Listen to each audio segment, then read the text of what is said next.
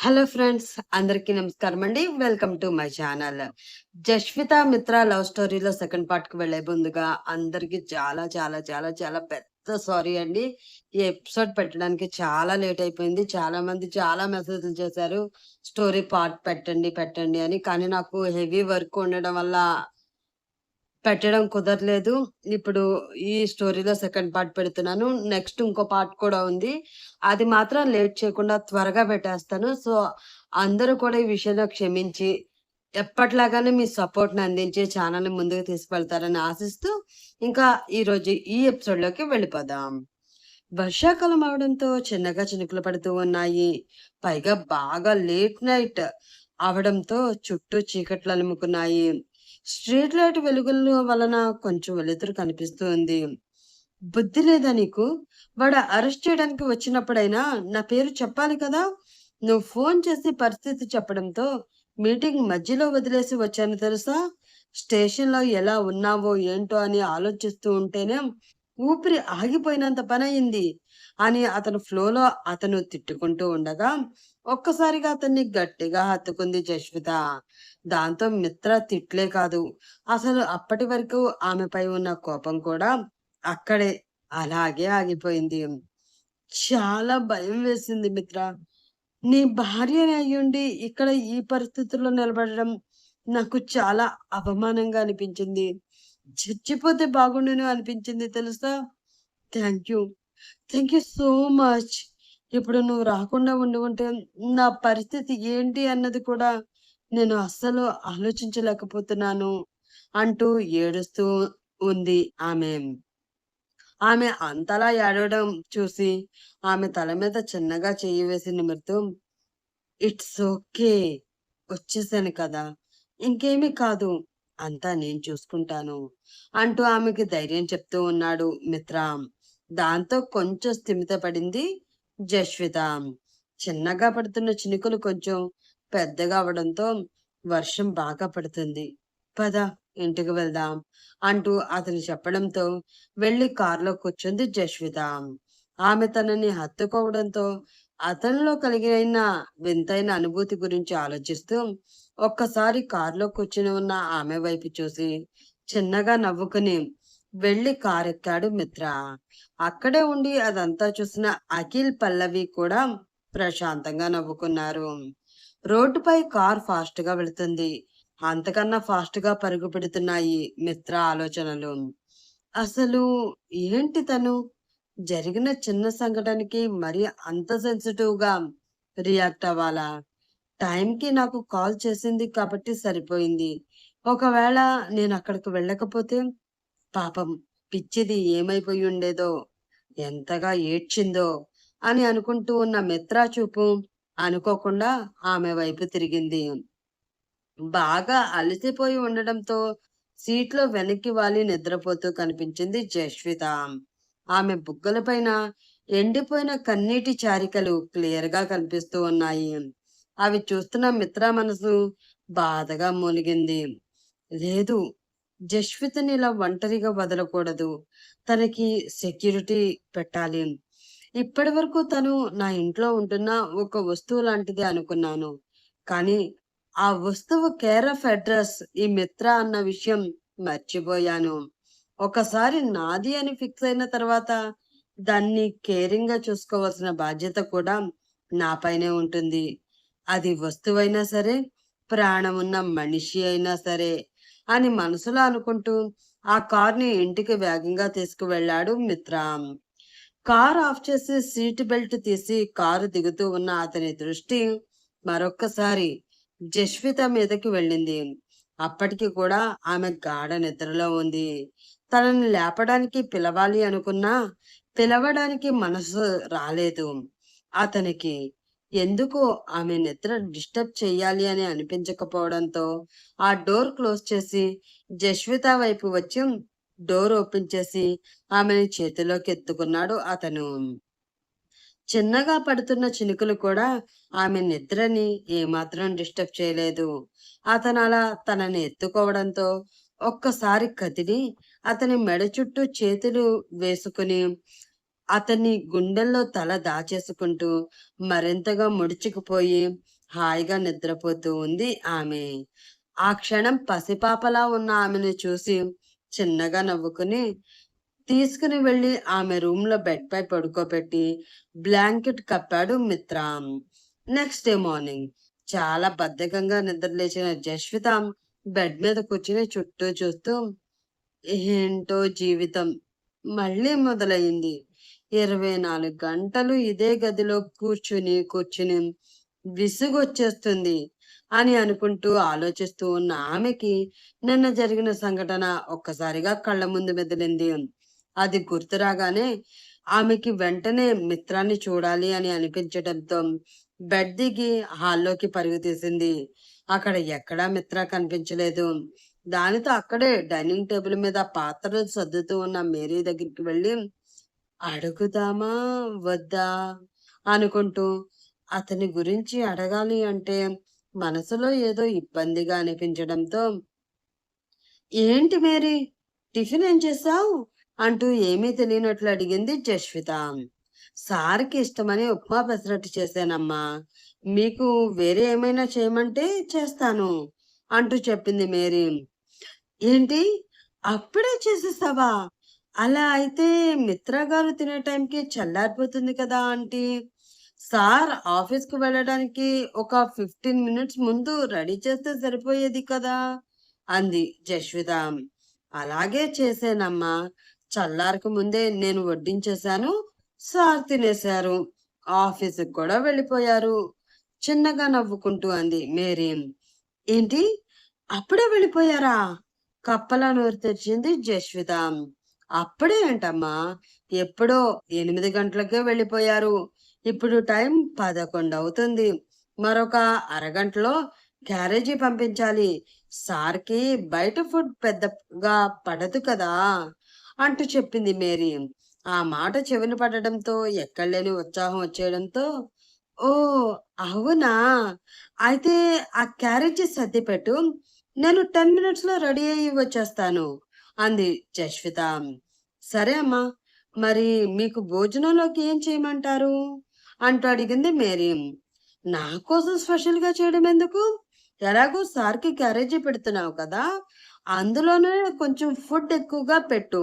నేను ఆయనతో కలిసి ఆఫీస్‌లోనే తింటాను అంటూ చెప్పింది జస్విత. ఆ మాటకి షాక్ అయిన మేరీ, ఏంటమ్మా మీరు సార్‌కి క్యారేజీ పట్టుకుని వెళ్తారా? అంటూ ఒకంత ఆశ్చర్యంగా అడిగింది. ఆమె ఎక్స్‌ప్రెషన్ చూసి ఇదేంటి ఇంత షాక్ అయింది. క్యారేజీ పట్టుకు వెళ్తానంటే ఈవిడే ఇంత షాక్ అయితే, నేను ఆఫీస్‌కి క్యారేజీ పట్టుకుని వెళ్ళడం చూసిన ఆయన గారు ఇంకెంత షాక్ అవుతారో అని మనసులో అనుకుని, అవును. పట్టుకు వెళ్తాను. ఏ అలా పట్టుకెళ్ళకూడదని రూల్ ఏమైనా ఉందా? అంటూ అయోమయంగా అడిగింది జస్విత. పట్టుకు వెళ్ళవచ్చమ్మా. కానీ మీ పెళ్ళైన ఇన్ని రోజుల్లో సార్ తిన్నారా అని ఒక్కరోజు కూడా పట్టించుకోని మీరు ఈరోజు సడన్‌గా క్యారేజీ పట్టుకు వెళ్తాను అంటే ఏంటో వినడానికి కొంచెం వింతగా అనిపించి అలా అడిగాను. ఏమీ అనుకోకండి. నేను సర్ది పెడతాను. మీరు త్వరగా వచ్చేయండి అంది మేరీ. ఆమె అలా చెప్పడంతో హమ్మయ్య! అని మనసులో అనుకుని వేగంగా రూమ్‌లోకి వెళ్ళి అంతే వేగంగా రెడీ అయ్యి బయటికి వచ్చింది జస్విత. ఎప్పుడో టీ షర్ట్, జీన్స్ వేసుకునే ఆమె ఈరోజు అందంగా చుడిదార్ వేసుకుని చాలా పద్ధతిగా రెడీ అవ్వడం చూసి ఆశ్చర్యపోయిన మేరీ డౌట్ లేదు.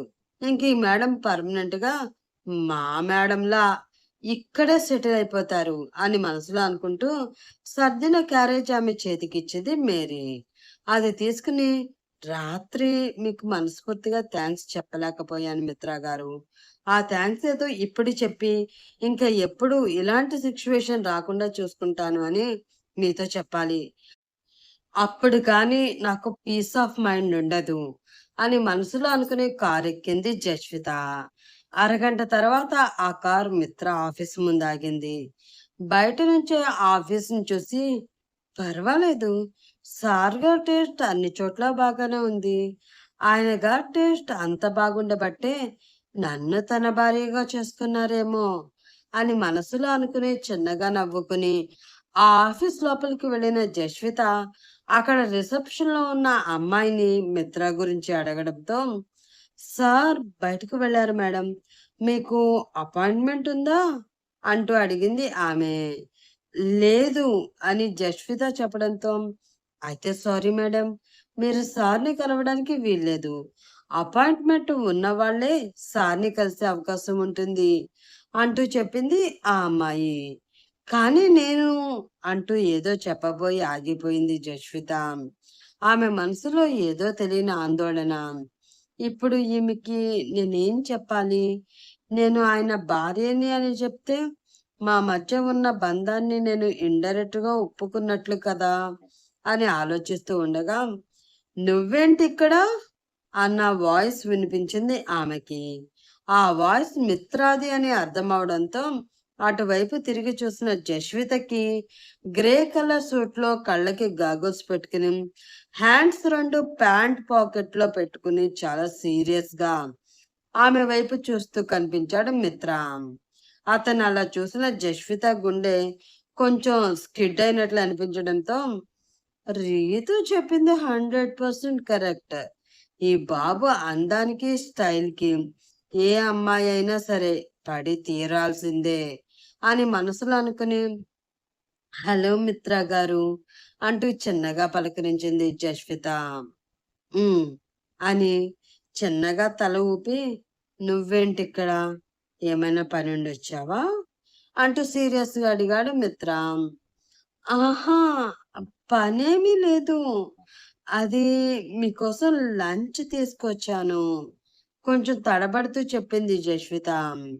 నుదురు చిట్లించి ఆమెను చూస్తూ, "నువ్వు నా కోసం లంచ్ తీసుకొచ్చావా?" అనుమానంగా అడిగాడు మిత్ర. అతని ఫేస్‌లో ఎక్స్‌ప్రెషన్ చూసి, అదేంటి అలా అడుగుతున్నాడు? ఏ నేను ఈయన గారి గురించి లంచ్ తీసుకురాకూడదా? ఏంటి? అని మనసులో అనుకుని, అవును మిత్ర గారు. మీకు బయట ఫుడ్ పడదు కదా! మేరీ ఆంటీ మీకోసం లంచ్ ప్రిపేర్ చేశాను అంటే, నాకు ఇంట్లో బోర్‌గా అనిపించి, ఆ లంచ్ నేనే తీసుకువచ్చాను అంటూ చెప్పింది జస్విత. ఓహ్! అవునా? సరే అయితే. నువ్వెళ్ళి క్యాబిన్‌లో వెయిట్ చేస్తూ ఉండు. నాకొక ఇంపార్టెంట్ మీటింగ్ ఉంది. అటెండ్ అయి వస్తాను అని ఆమెకి చెప్పి, అండ్ యూ సీ మిస్, తను ఎప్పుడొచ్చినా తనకి అపాయింట్మెంట్ అవసరం లేదు. Why? Because she is my wife. ఈ ఆఫీస్‌లో తనకి అన్ని రైట్స్ ఉన్నాయి. అర్థమైందా? అంటూ రిసెప్షన్‌లో ఉన్న అమ్మాయి వైపు సీరియస్‌గా చూస్తూ అన్నాడు మిత్ర. ఆ మాటతో అప్పటి వరకు అయోమయంలో ఉన్న ఆమెకి ఒక క్లారిటీ రాగా గొంతులో పచ్చి వెలక్కాయ పడినట్లు అవ్వడంతో, I am very sorry sir. ఆ మేడం మీ వైఫ్ అని తెలియక అపాయింట్మెంట్ అడిగాను. ఇంకెప్పుడు ఈ మిస్టేక్ ఈ మిస్టేక్ రిపీట్ అవ్వదు. I am so sorry madam అంటూ చెప్పింది ఆ అమ్మాయి. మిత్ర చెప్పిన సమాధానంతో రిసెప్షన్‌లో ఉన్న అమ్మాయికే కాదు, జస్వితకి కూడా ఒక క్లారిటీ రావడంతో, ఇట్స్ ఓకే అన్నట్లు తల ఊపి ఊరుకుంది ఆమె. It's okay. తనని తీసుకువెళ్ళి నా క్యాబిన్‌లో కూర్చోబెట్టు అని ఆమెకి ఆర్డర్ వేసి తను మీటింగ్ రూమ్‌కి వెళ్ళిపోయాడు మిత్ర. దాంతో జస్వితని తీసుకుని వెళ్ళి అతని క్యాబిన్‌లో కూర్చోబెట్టింది రిసెప్షన్‌లో ఉన్న అమ్మాయి. ఆ క్యాబిన్ ఇంటీరియర్ డెకరేషన్ చూస్తూ ఉన్న ఆమె కళ్ళు టేబుల్ పై ఉన్న ఒక ఫోటో ఫ్రేమ్ మీద పడింది. ఆ ఫోటోలో చాలా సీరియస్‌గా, కొంచెం స్టైల్‌గా నిలబడి ఉన్న మిత్రని చూసి చిన్నగా నవ్వుకుంటూ, "ఏం మనిషివయ్యా బాబు నువ్వు! కనీసం ఫోటో కోసమైనా నవ్వడం ప్రాక్టీస్ చేయొచ్చు కదా! ఎప్పుడు మొహం అంత సీరియస్‌గా పెట్టుకుంటే నీతో కలిసి ఉండడం కాదు కదా! కనీసం నిన్ను చూడాలి అని ఇంట్రెస్ట్ కూడా ఎవ్వరికీ రాదు. అలాంటిది నీ చుట్టూ అంతమంది అమ్మాయిలు ఎలా తిరుగుతున్నారో ఏంటో నాకర్థం కావడం లేదు" అని అనుకుంటున్న ఆమెకి ఒక చిన్న అనుమానం వచ్చింది. ఆ వెంటనే తన ఫోన్ తీసుకుని వాళ్ళ అమ్మకి కాల్ చేసింది. ఆ అనుమానం తీర్చుకోవడం కోసం జష్విత. కాల్ లిఫ్ట్ చేసి, "హా! జస్వి చెప్పమ్మా, ఏం చేస్తున్నావు?" అంటూ అడిగింది వాళ్ళమ్మ. ఆమెకేమీ సమాధానం చెప్పకుండా, "అమ్మా! మా పెళ్లి ఫోటోలు వచ్చాయా?" అంటూ అడిగింది జస్విత. ఆ మాటకి మూతి తిప్పుతూ, "సరిపోయింది. వారం రోజులకి ఒక్కసారి కాల్ చేశావు. చేసినప్పుడైనా అమ్మా ఎలా ఉన్నావు? నాన్న ఏం చేస్తున్నారు అన్న మాటైనా ఫార్మాలిటీ కోసమైనా అడగవే. మొగుడు వచ్చాక నీకు తల్లిదండ్రులు అసలు గుర్తే రావడం లేదు" అలిగినట్లంది వాళ్ళమ్మ. "అబ్బా! తర్వాత అడగవచ్చులే అమ్మా. ముందు అడిగిన దానికి సమాధానం చెప్పు" కొంచెం విసుగ్గా అంది జస్విత. ఆ మాటతో దీని మొగుడు ధ్యాస తప్ప మా ధ్యాస పూర్తిగా రావడమే లేదు అని మనసులో అనుకుని చిన్నగా నవ్వుకొని, "ఇంకా రాలేదు. వచ్చిన వెంటనే మా ఇంటి దగ్గర పెట్టుకోకుండా మీ ఇంటికి పంపించేస్తాలే" అంటూ కోపంగా చెప్పి ఫోన్ పెట్టేసింది ఆవిడ. కట్ అయిన ఫోన్ వైపు చూస్తూ, "పెళ్లి ఫోటోలో ఈయన గారి ఫేస్ ఎలా ఉందో చూద్దాము" అంటే, "ఇంకా ఫొటోస్ రాలేదంటుంది. నాకు తెలిసి అక్కడ కూడా ఈయన గారు సీరియస్ గానే ఉండి ఉంటాడులే" అని అనుకుంటూ ఆ రూమ్ అంతా తిరుగుతూ ఉన్న జశ్వతికి ఆ రూమ్ కి అటాచ్ చేసి ఉన్న బాల్కనీ చాలా బాగా నచ్చింది. ఏమో అనుకున్నాను కానీ ఈ బండ మనిషి టేస్ట్ బాగానే ఉంది అని అనుకుంటూ డోర్ తీసుకుని బాల్కనీలోకి వెళ్ళింది జస్విత. ఆమె అడుగు అలా బయట పెట్టగానే ఆమెని చల్లని చిరుగాలి పలకరించడంతో చిన్నగా వణికిన తన శరీరానికి అడ్డుగా చేతులు పెట్టుకుని ఆ ప్రకృతిని ఆస్వాదిస్తూ ఆ బాల్కనీలో తిరుగుతూ ఉంది ఆమె. అలా కొంచెం సేపటికి ఆమె ఆ బాల్కనీ చివరికి వెళ్ళి కిందకి చూడగా కొంచెం కళ్ళు తిరిగినట్లు అనిపించడంతో అదిరిపడి ఒక అడుగు వెనక్కి వేసిన ఆమె అనుకోకుండా వెనక ఉన్న ఒక మనిషి మీద పడింది. ఆ మరుక్షణమే ఆమె నడుం చుట్టూ రెండు బలమైన చేతులు అల్లుకుని ఆమె పడకుండా పట్టుకోవడంతో కంగారు పడిన జస్విత ఎవరా ఆ మనిషి అన్నట్లు తల పైకెత్తి చూడగా అక్కడ ఆమె వైపు చూస్తూ ఉన్నాడు మిత్ర. అతనిని అక్కడ అలా చూసిన ఆమె ఒక్క క్షణం కంగారు పడగా, "ఏంటి, భయం వేస్తుందా?" అంటూ చిన్నగా అడిగాడు మిత్ర. "హా?" కళ్ళు చిట్లించి అతను ఏమడిగాడో అర్థం కాక అయోమయంగా అడిగింది జస్విత. "అదే, ఇంత హైట్ నుండి కిందకి చూస్తూ ఉంటే భయం వేస్తుందా అని అడుగుతున్నా" క్లారిటీ ఇచ్చాడు మిత్ర. ఆ ప్రశ్నతో కొంచెం స్థిమితపడి, "అవును, చాలా హైట్ లో ఉంది కదా. ఒక్కసారి కిందకి చూడగానే కళ్ళు తిరిగినట్లు అనిపించాయి" అంటూ చిన్నగా చెప్పింది జస్విత. అలా మాట్లాడుకుంటున్న వారిద్దరూ కూడా చుట్టూ ప్రపంచాన్ని మర్చిపోయారు. జస్విత నడుం మీద మిత్ర చేతులు ఇంకా అలానే ఉన్నాయి. మిత్ర గుండెలపైన జస్విత తల కూడా అలానే ఉంది. చాలా దగ్గరగా ఉన్న వారిద్దరి చూపులు కలుసుకుని మాట్లాడుకుంటూ ఉంటే చిన్నగా వినిపిస్తున్న మిత్ర గుండె చప్పుడు ఆమెకి ఏదో సంగీతం విన్నంత హాయిగా అనిపిస్తూ ఉంది. ఏదో తెలియని కొత్త ఫీలింగ్ ఇద్దరి మనసులో కలుగుతుంది. "మరి అంత భయపడినప్పుడు ఇక్కడి నుంచి చూడడం ఎందుకు? లోపల కూర్చోపక్కపోయావా?" అంటూ అడిగాడు మిత్ర. "కూర్చోవచ్చు. కానీ ఎంత కూర్చుందామని ప్రయత్నించినా ఈ బాల్కనీ ఉంది చూసారా? చాలా అందంగా, ఆకర్షణీయంగా కనిపిస్తూ నన్ను తన వైపుకి లాగేసుకుంటుంది. అందుకే అక్కడ ఉండలేక ఇక్కడికొచ్చేసాను" అంటూ చెప్పింది జస్విత. హ్మ్. నేచర్ లవర్ అనమాట. ప్రేమ ఉన్న చోట ప్రమాదాలు కూడా ఎక్కువుంటాయి. కొంచెం జాగ్రత్తగా ఉండాలి మరి అన్నాడు మిత్ర. ఆ మాటకి చిన్నగా నవ్వింది జస్విత. అప్పుడే సార్ అంటూ ఒక పిలుపు వారికి వినిపించడంతో అటువైపు తిరిగి చూశారు వారిద్దరూ. అతని కోసం వచ్చిన అటెండర్ వాళ్ళిద్దరూ ఆ పొజిషన్ లో ఉండడం చూసి కొంచెం సిగ్గుపడుతూ, "I am very sorry sir. మళ్ళీ వస్తాను" అంటూ అక్కడి నుంచి కంగారుగా వెళ్ళిపోయాడు. అతను ఎందుకు అలా చేశాడో అర్థం కాకపోవడంతో ఒకరి మొహం ఒకరు చూసుకున్న వారిద్దరికీ అప్పుడు అర్థమైంది. వాళ్ళిద్దరూ చాలా దగ్గరగా ఉన్నారు అన్న సంగతి. దాంతో కంగారు పడి అతని గుండెలపై ఉన్న తన తలని దూరం జరిపి తను కూడా అతనికి దూరం జరిగింది జస్విత. ఆ సిచ్యువేషన్ కొంచెం ఎంబారెసింగ్ గా ఉండడంతో మనసులో ఉన్న ఫీలింగ్ ని కంట్రోల్ చేసుకుంటూ తన సూట్ సరిచేసుకుని, "నువ్వేంటి ఆఫీస్‌కొచ్చావు? డ్రైవర్‌కి ఇస్తే క్యారేజీ తీసుకువచ్చేవాడు కదా! దానికోసం నువ్వు రావడం ఎందుకు?" అంటూ సీరియస్‌గా అడిగాడు మిత్ర.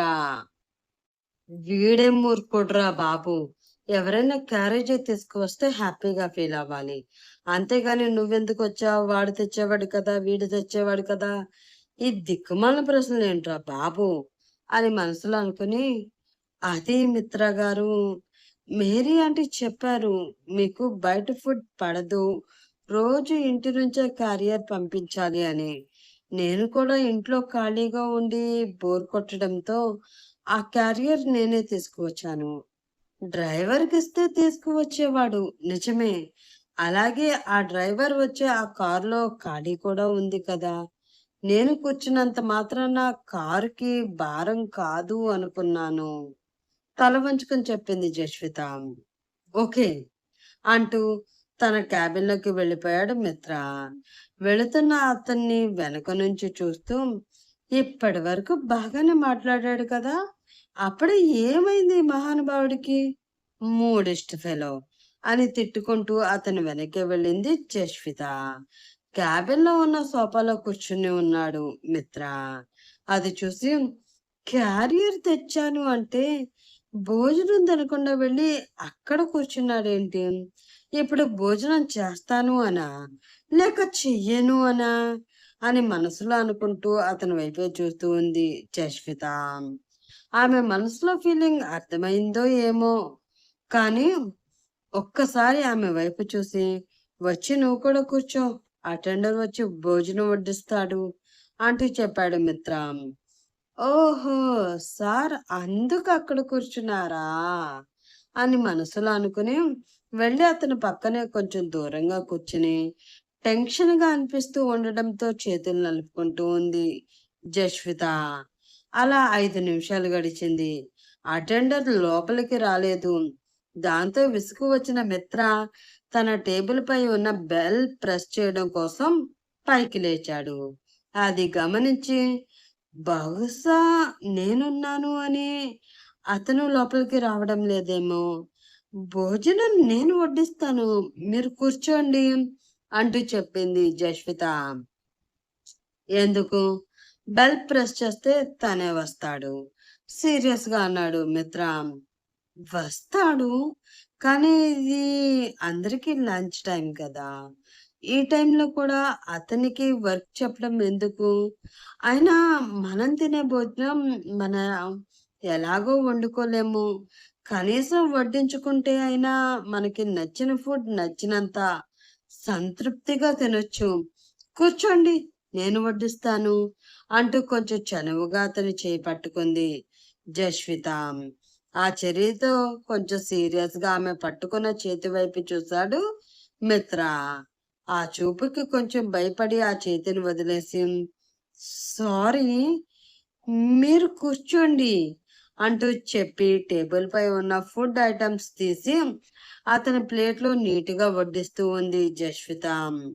ఎప్పట్లాగానే మొహంలో ఎటువంటి ఫీలింగ్ లేకుండా ఆ ఫుడ్ తింటూ ఉన్నాడు మిత్ర.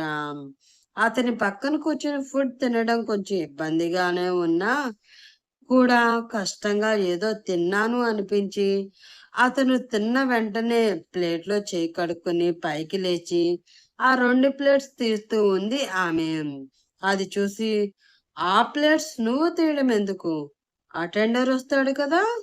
కోపంగా చెప్పాడు మిత్ర. మనం తిన్న ప్లేట్స్ వేరే వాళ్ళ చేత తీయించకూడదు. మనం తినేసి వదిలేసిన ఎంగిలి ప్లేట్లు మరొకరి చేత తీయించడం నాకంతగా నచ్చదు. ఎంత జీతం ఇస్తున్నా కూడా వాళ్ళు మనుషులే కదా! వాళ్ళతో పనులు చేయించుకోవడంలో తప్పు లేదు.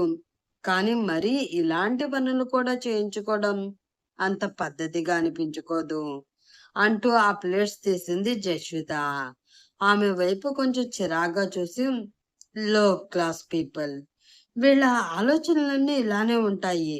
వాటికి పద్ధతులు, ఆచారాలు, సెల్ఫ్ రెస్పెక్ట్లు అంటూ రకరకాల పేర్లు పెట్టుకుని పిలుచుకుంటూ ఉంటారు. ఈడియట్స్ అనుకుంటూనే వెళ్లి తన సీట్లో కూర్చున్నాడు మిత్ర.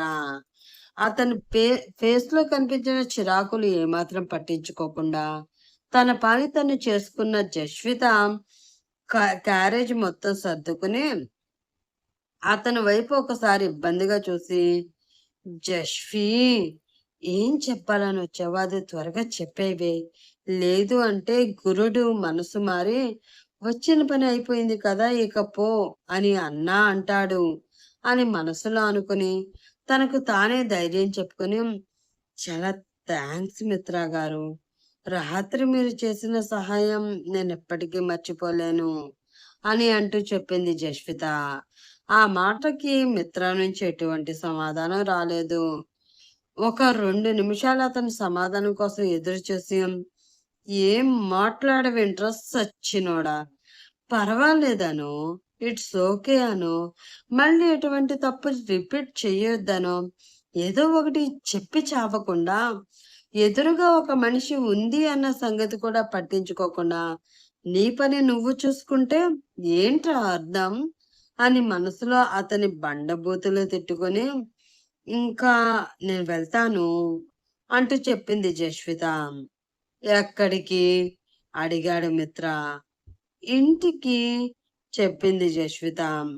అలాగే వెళ్ళు, కానీ నీతో పాటు 2 బాడీ గార్డ్స్ కూడా వస్తారు.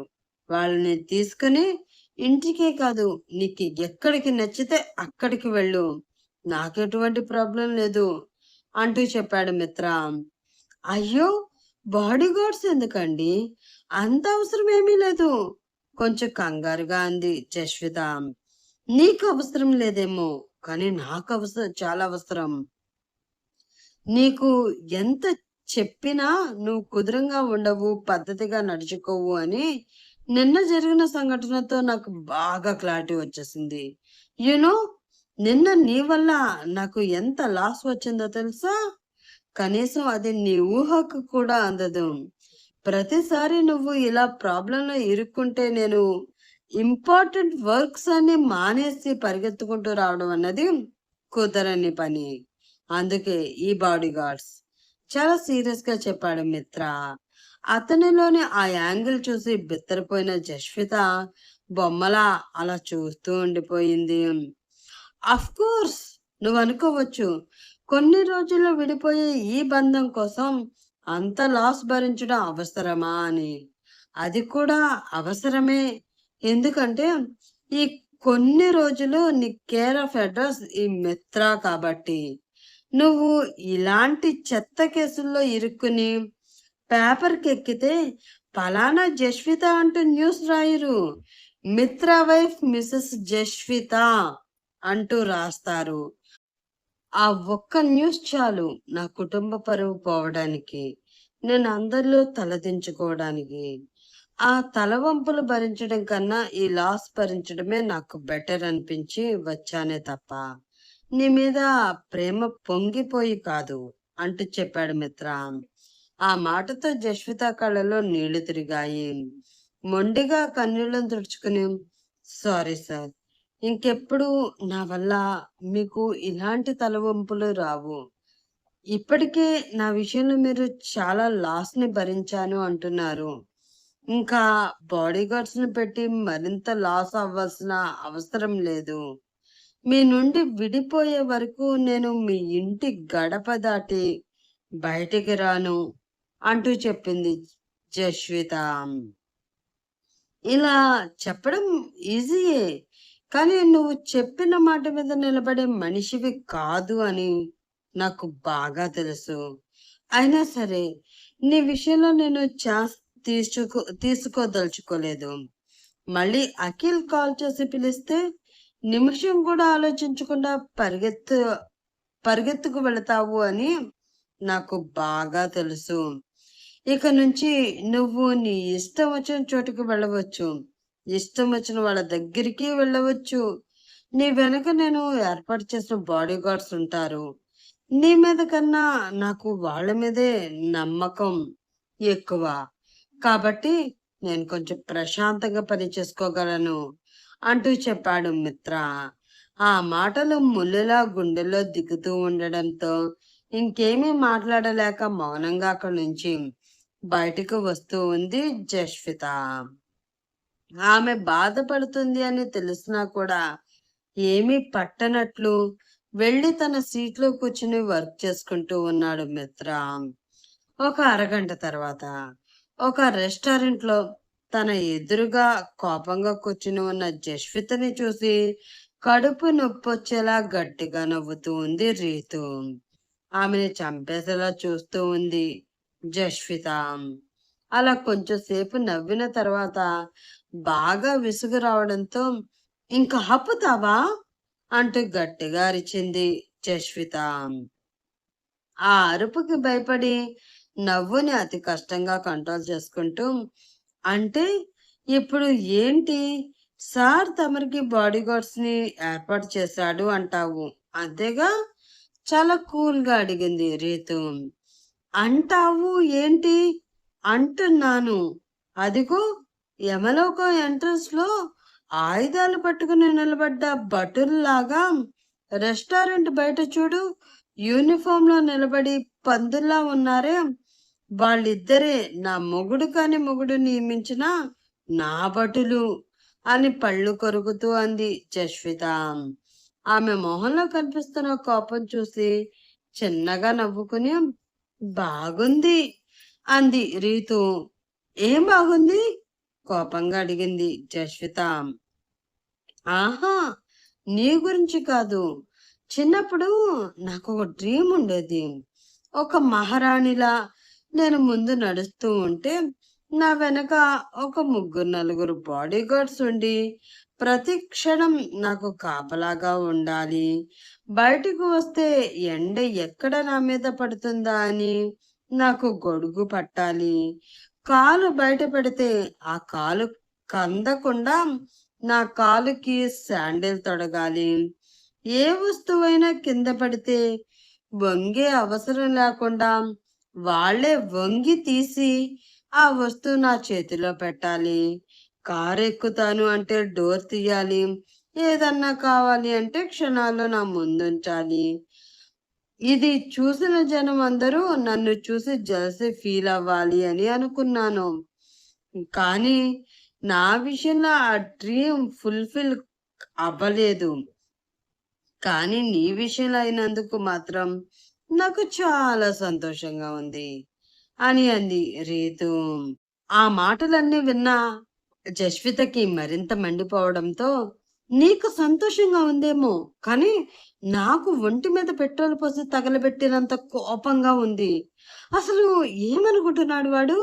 ఒళ్ళంతా డబ్బు పొగరుతో కొవ్వెక్కి కొట్టుకుంటున్నాడు.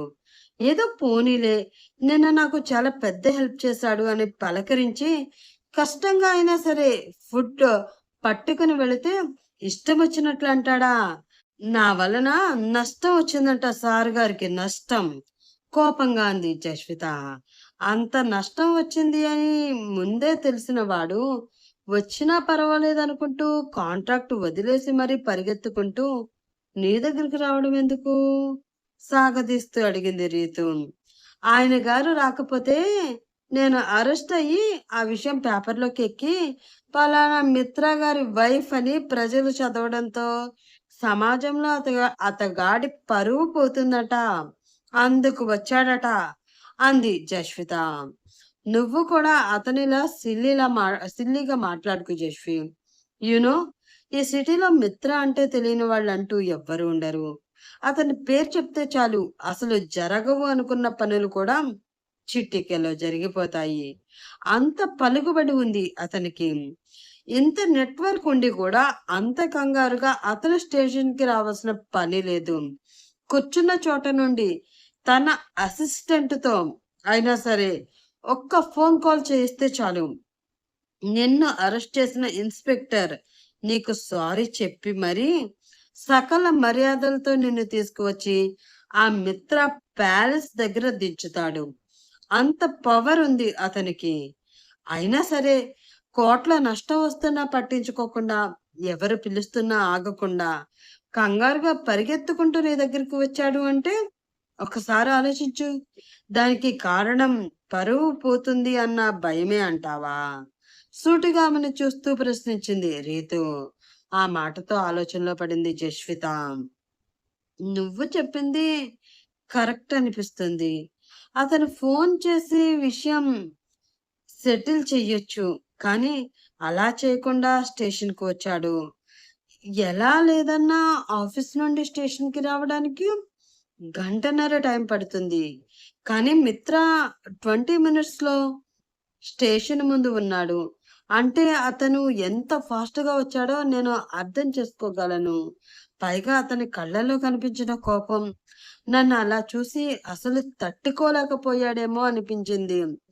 కానీ ఇప్పుడేమో తనకి ఇష్టం వచ్చినట్లు మాట్లాడుతున్నాడు. అసలు ఏది నిజం? తన కళ్ళలో కనిపించిన ఆ ఫీలింగ్ నిజమా? లేక మాటల్లో వినిపించిన ఈ కఠినత్వం నిజమా? వణుకుతున్న పెదవులతో అడిగింది జస్విత. మీ ఇద్దరు భార్యాభర్తలు అన్నది నిజం అంది రీతు. ఆ మాటలతో సూటిగా రీతు వైపు చూసింది జస్విత. భారంగా శ్వాస తీసుకుని వదిలి, చూడు జస్వి, నువ్వు నన్ను కోపంగా చూసినా, లేదా చంపేస్తాను అన్నా సరే, నీ మంచి కోరి నీ స్నేహితురాలిగా ఒక్క మాట చెప్తాను. మనసు పెట్టి ఆలోచించి నిర్ణయం తీసుకో అంది రీతు. ఆమె ఏం చెప్తుందో అన్న భయంతో అరచేతుల్లో గుండెల్ని పెట్టుకుని ఆమె వైపు అలా చూస్తూ ఉంది జస్విత. తను చెప్పేది వినడానికి సిద్ధంగా ఆమె ఉంది అని అర్థమవడంతో ఆమె వైపు ప్రేమగా చూస్తూ, గతాన్ని మర్చిపోయి భవిష్యత్తుతో కలిసి బ్రతకడం అలవాటు చేసుకో జస్వి. జీవితం బాగుంటుంది. అఖిల్ నీ గతం, మిత్ర నీ భవిష్యత్తు. అఖిల్‌ని తలుచుకుంటూ జీవితాంతం ఒంటరిగా మిగిలిపోవాలి అనుకుంటే, రేపు అతనికి పుట్టిన పిల్లలకి చెప్పుకునే కథలా నువ్వు మిగిలిపోతావు. అదే తాళి కట్టిన భర్తని మనసులో నిలుపుకొని, అతనితో జీవితం పంచుకున్నావు అంటే, భర్త, పిల్లలతో సంతోషంగా నీ జీవితాన్ని నువ్వు గడపగలవు. ఒక కుటుంబాన్ని ఏర్పరచుకోగలవు. ఈ రెండిట్లో ఏది మంచో నువ్వే ఒకసారి ఆలోచించు అంటూ చెప్పింది రీతు. అంటే ఏంటి?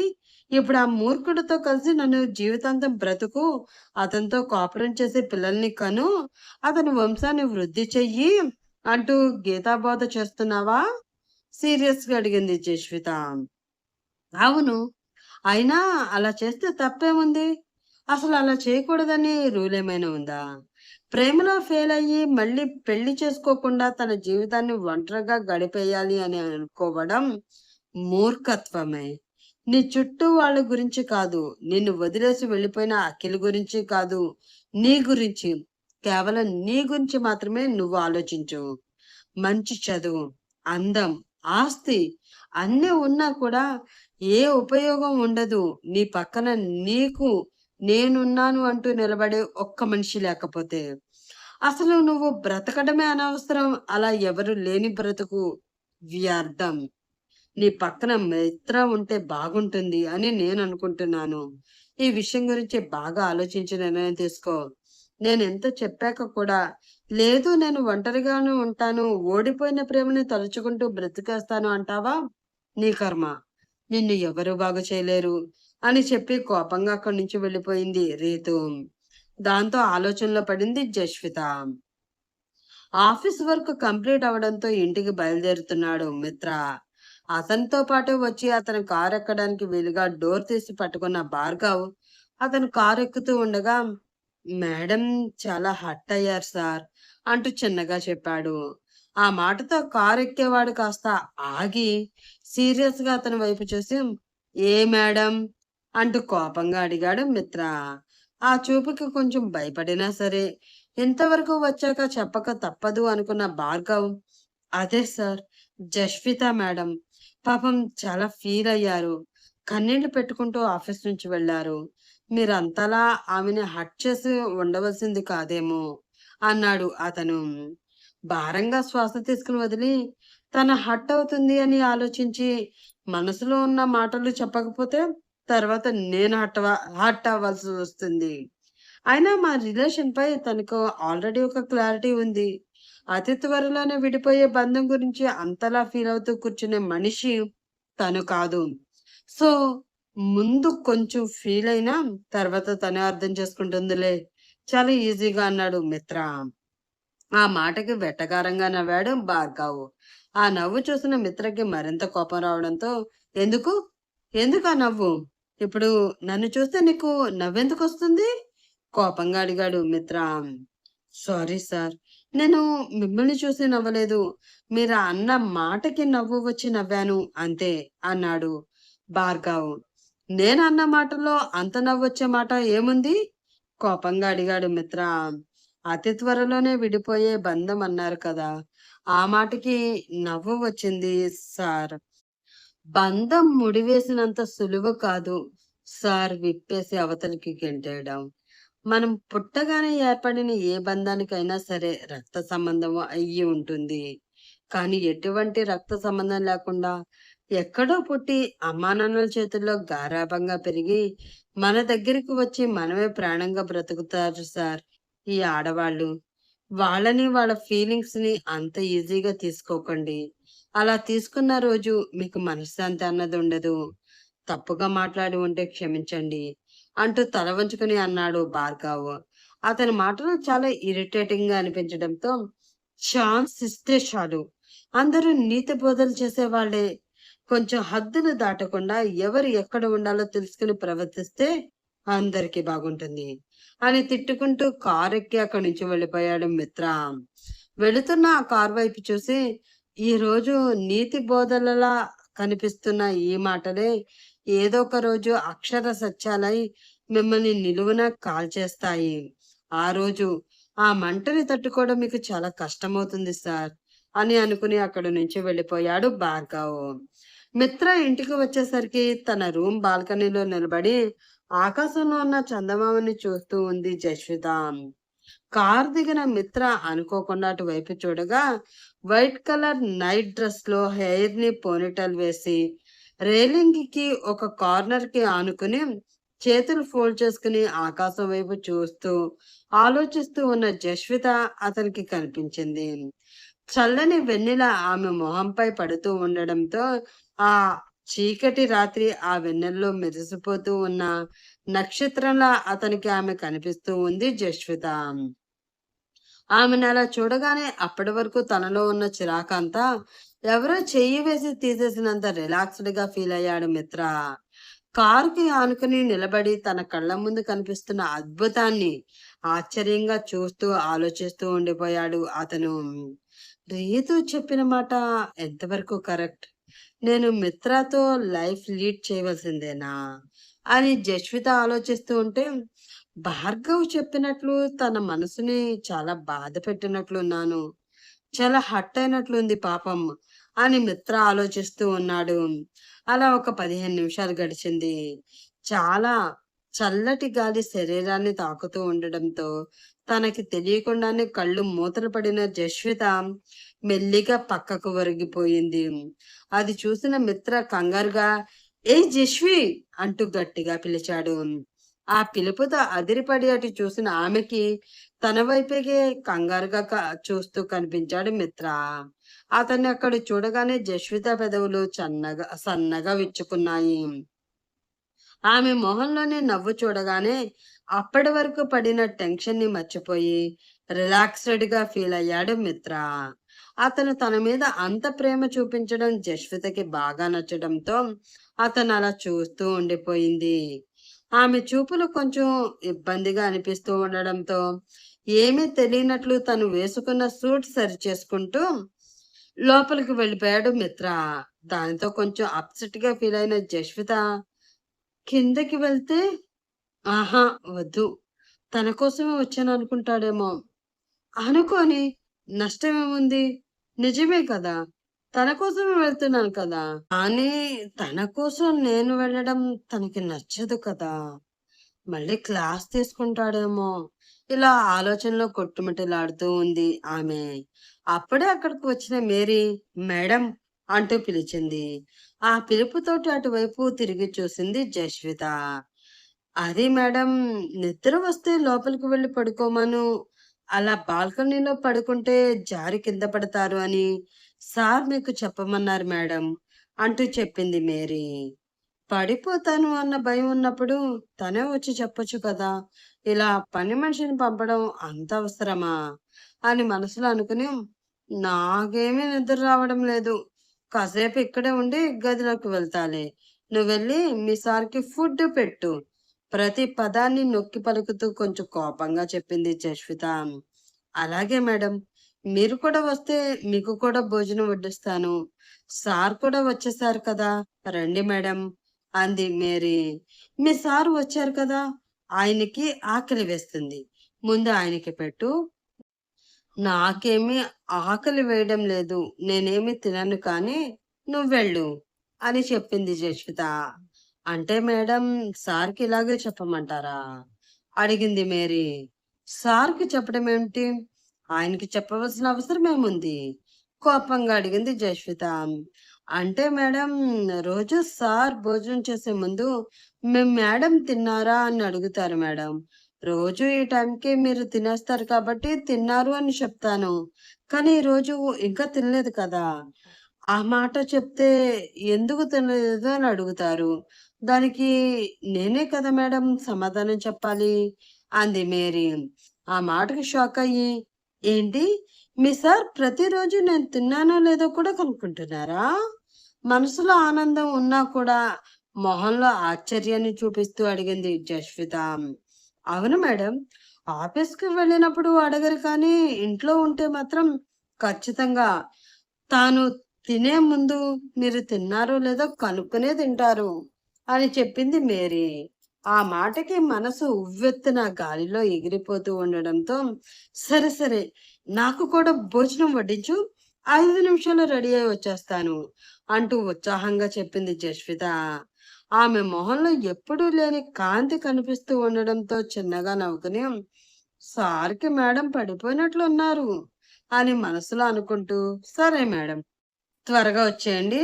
ఆలస్యం చేస్తే సార్‌కి నచ్చదు అంటూ చెప్పి కిందకి వెళ్ళిపోయింది మేరీ. ఆమె వెళ్ళడమే ఆలస్యం. గదిలోకి పరుగు తీసి వాష్‌రూమ్‌లోకి వెళ్ళి ఫేస్‌ని శుభ్రంగా సోపు వేసి మరీ రుద్ది అద్దం దగ్గరికి వచ్చి మొహం తుడుచుకుంటూ తనను తాను చూసుకున్న ఆమెకి తను వేసుకున్న ఆ నైట్ డ్రెస్ అస్సలు నచ్చలేదు. ఈ డ్రెస్‌లో తను ముందుకు వెళ్తే ఏం బాగుంటుంది అని మనసులో అనుకుని వెంటనే కబోర్డ్ ఓపెన్ చేసి చూసిన ఆమెకి డిఫరెంట్ డిఫరెంట్ కలర్స్‌లో, డిఫరెంట్ డిఫరెంట్ మోడల్స్‌లో నైట్ డ్రెస్‌లు చాలా కనిపించాయి. అందులో బేబీ పింక్ కలర్‌లో నైట్ గౌన్ ఒకటి తీసుకొని అది వేసుకొని, బ్లాక్ కలర్ స్టిక్కర్ చిన్నది నుదుట మధ్యలో పెట్టుకొని, అందమైన చిరునవ్వు పెదవులపై పూయిస్తూ బయటికి వెళ్ళింది జస్విత. ఆమె వెళ్ళేసరికి టేబుల్ ముందు కూర్చుని ఉన్నాడు మిత్ర. అతన్ని చూసిన ఆమెకి అడుగు ముందుకు వెయ్యాలి అంటే ఏదో తెలియని బెరుకు, భయం కలుగుతూ ఉంది. దాంతో మెల్లిగా అడుగులో అడుగు వేసుకుంటూ వెళ్ళి ఇబ్బందిగా అతని ముందు ఉన్న చైర్ లాక్కుని అందులో కూర్చుంది ఆమె. తన ముందు ఒక మనిషి వచ్చి కూర్చుంది అన్న ధ్యాస కూడా లేకుండా ఫోన్‌లో ఏదో చూసుకుంటూనే తన డిన్నర్ కంప్లీట్ చేసి అక్కడి నుంచి వెళ్ళిపోతూ ఉన్నాడు మిత్ర. అది చూసి, దొంగ సచ్చినోడా! కళ్ళు ముందు ఒక అమ్మాయి వచ్చి కూర్చుంది అన్న ధ్యాస కూడా లేదు కదరా నీకు! ఒకసారి కళ్ళు పైకెత్తి చూసి పలకరింపు కోసం చిన్నగా చిరునవ్వు నవ్వితే నీ సొమ్మేమైనా అరిగిపోతుందా? కరిగిపోతుందా? ఏదో వచ్చిందిలే, అదే తిని పోతుంది అన్నట్లు ఉంటావు. అసలు నిన్ను ఎలా అర్థం చేసుకోవాలిరా?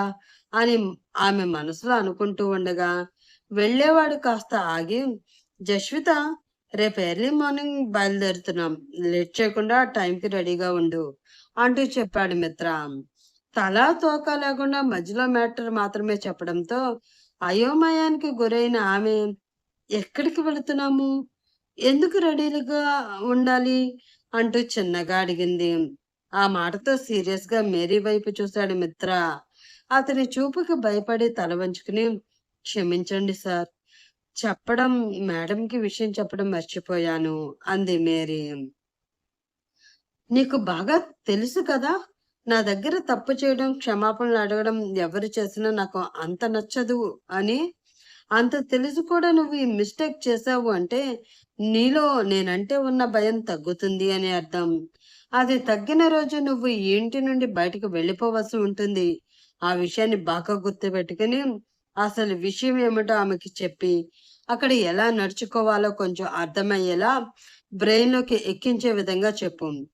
అక్కడ ఆమె వల్ల ఏ చిన్న మిస్టేక్ జరిగినా కూడా ఆమెతో పాటు నువ్వు కూడా ఈ ఇంటి నుండి బయటికి వెళ్ళిపోవలసి ఉంటుంది అంటూ సీరియస్ గా చెప్పి తన గదిలోకి వెళ్ళిపోయాడు మిత్ర. దాంతో కొంచెం రిలాక్స్డ్గా ఊపిరి తీసుకుని ప్రశాంతంగా ఫీల్ అయింది మేరీ. ఏం జరుగుతుంది ఆంటీ? ఎక్కడికి వెళ్ళాలి? ఎలా నడుచుకోవాలి? అసలు మిత్ర గారు ఏం చెప్తున్నారు? నాకేమీ అర్థం కాలేదు. అయోమయంగా అడిగింది జస్విత. ఆమె వైపు జాలిగా చూస్తూ, ఇక మీకు కష్టాలు స్టార్ట్ అయిపోయాయి మేడం. రేపు సార్ మిమ్మల్ని తీసుకుని ప్యాలెస్‌కి వెళుతున్నారు. అక్కడ రకరకాల మనుషులు రకరకాలుగా మిమ్మల్ని వేధించడానికి, సార్ నుంచి మిమ్మల్ని దూరం చేయడానికి ప్రయత్నిస్తూ ఉంటారు. వాళ్ళ అందరినీ ఎదుర్కొంటూ సార్‌ని దక్కించుకోవడమే మీ అసలైన టాస్క్ అంటూ చెప్పింది మేరీ. ఆ మాటతో గుండెల్లో రాయి పడగా, ఓరి దేవుడోయ్!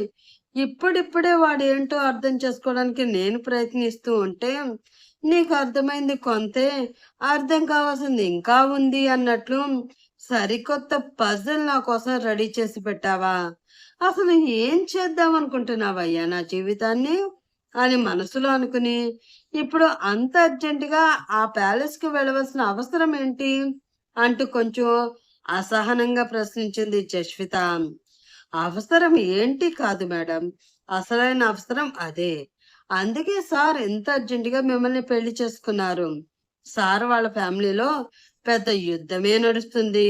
ఆ యుద్ధంలో విజయం సార్‌ది అవ్వాలి అంటే ఆయన పక్కన మీరుండాలి. అందుకే పెళ్లి అంటే అసలు ఏమాత్రం ఇష్టపడని ఆయన మిమ్మల్ని పెళ్లి చేసుకుని ఈ ఇంటికి తీసుకువచ్చారు. రేపు తన భార్య హోదాలో ఆ ఇంటికి తీసుకువెళ్తున్నారు. అక్కడ జరుగుతున్న ఆధిపత్య పోరు మధ్యలో మిమ్మల్ని నిలబెట్టి సింహాసనాన్ని చేపట్టాలి అన్నది సార్ ఉద్దేశం అంటూ చెప్పింది మేరీ. నువ్వు ఏం చెప్తున్నావో నాకేమీ అర్థం కావడం లేదా ఆంటీ. ఏదో రాజుల కాలం లాంటి సినిమా కలర్‌లో చూపించినట్లు అనిపిస్తుంది. కానీ ఏమీ క్లారిటీ రావడం లేదు. కొంచెం క్లియర్‌గా చెప్పవా ప్లీజ్? భయంగా అడిగింది జస్విత. నేనెంత క్లియర్‌గా చెప్పినా మీకు అర్థం కాదు మేడం. అక్కడికి వెళ్లి అక్కడ పరిస్థితులు చూసిన తర్వాత మీకొక క్లారిటీ అంటూ వస్తుంది. అలా అని మీరు ఏమీ భయపడవలసిన అవసరం లేదు. మీకు కంచు కోటలా సార్ ఎప్పుడూ తోడుగా ఉంటారు. మీ దగ్గరికి ఏ ప్రమాదం రాకుండా ఆయన కాచుకుంటారు. మీరు ఆయన మనసు గెలుచుకొని, ఆయన భార్యగా శాశ్వతంగా ఉండిపోయే ప్రయత్నం మాత్రం చెయ్యండి చాలు అంది మేరీ. ఆ మాటతో ఆలోచనలో పడింది Jaswitha. Next day morning Mary తన భవిష్యత్తు గురించి చెప్పడంతో రాత్రంతా భయంతో నిద్ర పట్టక దెయ్యంలా కూర్చుని ఉన్న జస్విత తెల్లవారుజామున 4 గంటలకే శుభ్రంగా స్నానం చేసి వెళ్ళడానికి సిద్ధమై కూర్చుంది. 6 గంటలకి కంగారు పడుతూ మేడం రెడీ అయ్యారో లేదో, ఇప్పుడు సార్ బయటకు వచ్చారంటే అరుస్తారు అని అనుకుంటూ ఆ గదికి వచ్చిన మేరీ అక్కడ జీన్స్ అండ్ టీ షర్ట్ లో ఉన్న జస్వితని చూసి, అనుకున్నాను మీరు ఇలాంటి పిచ్చి పని ఏదో చేస్తారని ముందే అనుకున్నాను. నేను రాత్రి చెప్పాను కదా మేడం, ఆ ప్యాలెస్ లోకి అడుగు పెట్టాలి అంటే కొన్ని ఆచారాలు పద్ధతులతో పాటు మీ డ్రెస్సింగ్ కూడా చాలా ఇంపార్టెంట్ అని. మీరు ఇలా జీన్స్ టీ షర్ట్లలో వెళితే అక్కడ గేట్ లో కూడా మిమ్మల్ని అడుగు పెట్టనివ్వరు అని అంటూనే వెళ్ళి కబోర్డ్ ఓపెన్ చేసి మంచి సారీ తీసి ఆమెకిస్తూ, ఇది కట్టుకుని త్వరగా కిందకి వచ్చేయండి అంటూ చెప్పింది మేరీ. ఆ సారీ వైపు, ఆమె వైపు అయోమయంగా చూస్తూ, ఏంటి? ఈ చీర కట్టుకోవాలా? కానీ నాకు చీర కట్టుకోవడం రాదు కదా! అమాయకంగా అడిగింది జస్విత. అయ్యో మేడం! మీకు చీర కట్టుకోవడం రాకపోతే అక్కడ అడుగు అడుగునా మీకు అగ్ని పరీక్ష ఎదురైనట్లే. సరే, ఈసారికి నేను కడతాను కానీ మీరు చీర కట్టుకోవడం మాత్రం అర్జెంటుగా నేర్చుకోవాలి అని చెప్తూ టకాటకా ఆమెకి చీర కట్టి విరబోసి ఉన్న ఆమె జుట్టుని చక్కగా దువ్వి అందంగా జడ అల్లి సిగలో పువ్వులు పెట్టి నుదుటిన పెద్ద బొట్టు పెట్టి అచ్చమైన తెలుగింటి అమ్మాయిలా రెడీ చేసింది మేరీ. అలా తనని తాను అద్దంలో చూసుకున్న జశ్వితకి తనకి తాను సరికొత్తగా కనిపిస్తూ ఉండడంతో, ఏంటి ఆంటీ ఇలా రెడీ చేశావు? ఈ నగలు చాలా హెవీగా అనిపిస్తున్నాయి. ఇంత బరువు నేను మొయ్యలేను అంది ఆమె. నగ నగలు మొయ్యలేకపోయినా భరించవలసిందే మేడం, తప్పదు. ఇప్పుడు ఏముంది, హోమం జరిగేటప్పుడు ఇంతకి రెట్టింపు నగలతో మిమ్మల్ని అలంకరిస్తారు. అప్పుడు మీరు పడే పాటలు తలుచుకుంటూ ఉంటే నాకు చాలా జాలి వేస్తుంది. కానీ పదండి, సార్ మీకోసం ఎదురు చూస్తూ ఉన్నారు అంటూ ఆమెను అక్కడి నుంచి తీసుకువెళ్ళింది మేరీ. ఆమె కోసం ఎదురు చూస్తూ అసహనంగా అలా కూర్చుని ఉన్న మిత్ర, రాత్రి చెప్పాను కదా చాలా త్వరగా రెడీ అవ్వాలి, వెళ్ళాలి అని. అయినా కూడా ఇంత లేట్ చేస్తే ఎలా అని అనుకుంటూ అసహనంగా ఫీల్ అవుతూ మాటి మాటికి పైకి చూస్తూ ఉన్నాడు. అప్పుడే చీరని కొంచెం పైకి పట్టుకుని చాలా జాగ్రత్తగా అడుగులో అడుగు వేసుకుంటూ స్టెప్స్ దిగుతూ ఉన్న జస్విత అతనికి కనిపించింది. ఆమెను అలా చూసి స్టన్ అయి బొమ్మలా నిలబడిపోయాడు మిత్ర. వావ్! Real beauty. ఇలాంటి బ్యూటీని ఒక్కసారైనా టచ్ చేసి తీరాలి అని అతను మనసులో ఫీల్ అవుతూ ఆమెని పైనుంచి కింద వరకు కళ్ళతోనే స్కాన్ చేస్తూ ఉన్నాడు మిత్ర. అతను అలా తనని చూస్తూ ఉండడంతో కొంచెం ఇబ్బంది పడుతూ మెల్లిగా నడుస్తూ ఉన్న జస్విత అడుగులు తడబడి ముందుకు తూలిపడింది. ఆ పడడం తన ముందు నిలబడి ఉన్న మిత్ర మీద పడడంతో ఆమె నడుం చుట్టూ గట్టిగా తన చేతులను బిగించి తన కౌగిలిలో ఆమెని గట్టిగా బంధించాడు అతను. కింద పడిపోతానేమో అన్న భయంతో కళ్ళు మూసుకున్న ఆమెకి ఎవరు తనని గట్టిగా పట్టుకున్నట్లు అనిపించడంతో మెల్లిగా కళ్ళు తెరిచి చూసింది. తను అతని కౌగిలిలో ఉండడంతో, అదేంటి, మా ఇద్దరికి కనీసం 5 అడుగుల దూరమైనా ఉంటుంది.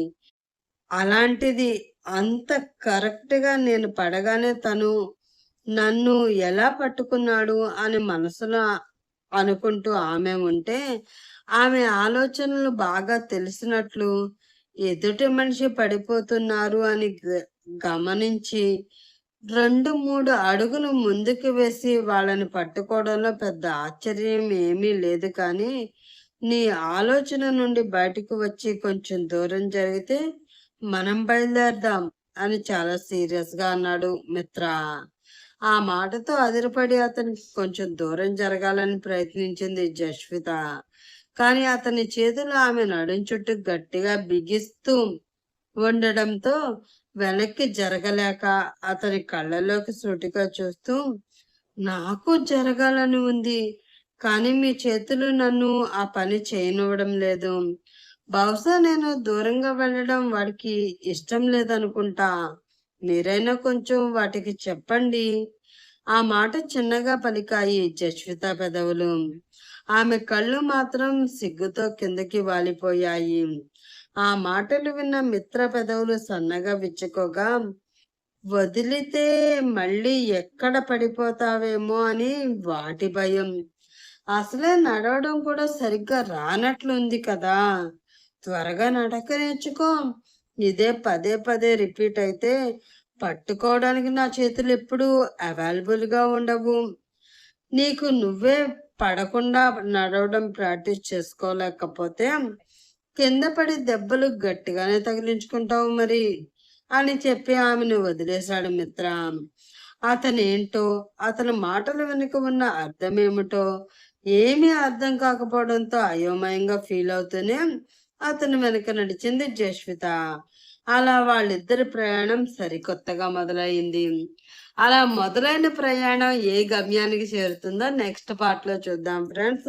మాక్సిమం లాస్ట్ పార్ట్ ఒకటే ఉంటుంది. ఇంకా స్టోరీ లెంత్ పెరిగితే మాత్రం ఇంకొక 2 పార్ట్స్ ఉండొచ్చు. మాక్సిమం అయితే థర్డ్ పార్ట్‌లో ఎండ్ చేయడానికి చూస్తాను. సో, ఎవరు బోర్ ఫీల్ అవ్వకుండా మంచిగా ఎంటర్‌టైన్ అవుతూ, స్టోరీకి లైక్ చేసి, షేర్ చేసి, స్టోరీని బాగా ఆదరిస్తూ ముందుకు తీసుకెళ్తారని ఆశిస్తున్నాను. ఇంక ఉంటాను ఫ్రెండ్స్. నెక్స్ట్ స్టోరీ మాత్రం అస్సలు లేట్ చేయను. మాక్సిమం ఒక 5 ఆర్ 6 డేస్ లోపే ఇచ్చేస్తాను. సో, అందరూ గమనించగలరు. Bye friends.